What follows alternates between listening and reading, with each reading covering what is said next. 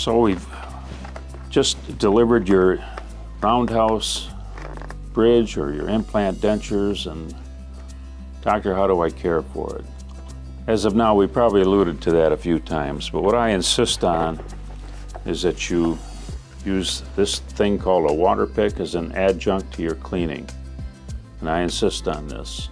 Dentures sitting on top of implants are hard to get at, impossible actually. In order to keep them clean and keep your worst enemy, the bacteria, at bay, this does a wonderful job. When mixed with a 25% cheap hydrogen peroxide you can get in any store, greatly eliminates the risk of problems. It's almost miraculously. So I insist on that. That is your #1 option to keeping it clean. And brush the best you can around the outsides of the roundhouse. There's still room for the toothbrush up in here, okay?